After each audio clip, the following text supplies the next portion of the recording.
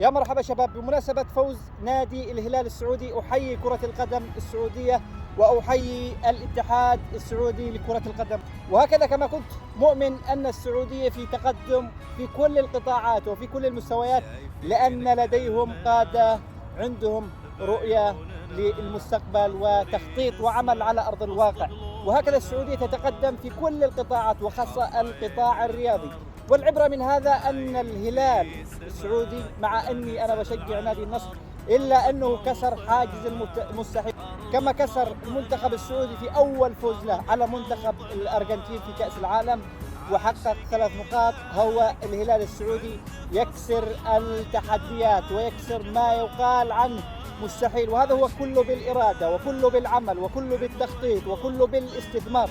وهذا ما نتمنى لكل الشعوب العربية، أن تحذو حذو كسر المستحيل، سواء على المستوى الشخصي، على المستوى الفرد، على المستوى الشركات، على المستوى القطاعات. دائما لا شيء مستحيل إذا آمن الشخص بنفسه. أنا شخصيا كنت أحلم أوصل أوروبا، مع أنه كنت في فقر شديد وفي تحديات شديدة، ولكن أقسم بالله كسرت المستحيل واشتغلت وجديت واجتهدت، وأنا الآن الحمد لله محقق حلمي، وإن شاء الله هناك أحلام أعظم وأكبر من وصولي إلى هذا المكان.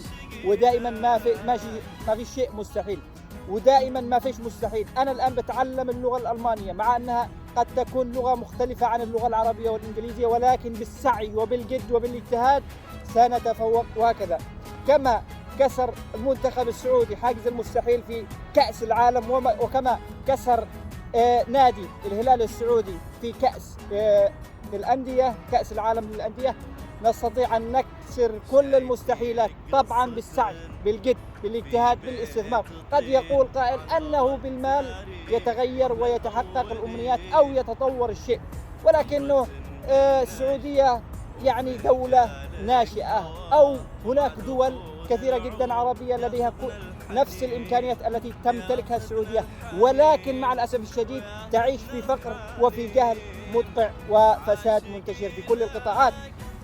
فقط الذي تمتلكه السعودية هو الإدارة الصحيحة، دولة لديها قيادة صحيحة، رؤية وإدارة وتخطيط واستثمارات وعمل وحركة، وهذا ما يميز الشعب السعودي مع قيادته. نتمنى كل الدول العربية أن تحذو حذو السعودية، لأنني أؤمن، أقسم بالله أؤمن في قيادتها وأؤمن في شعبها في التطور والتقدم. وهذا ليست مجاملة، ولكن الحقيقة تقال. السعودية دولة ناشئة، وإن شاء الله بإذن الله ستكون أمريكا الدول العربية، بل بإذن الله تتفوق بشكل كبير. تحياتي لكم من هنا من ألمانيا.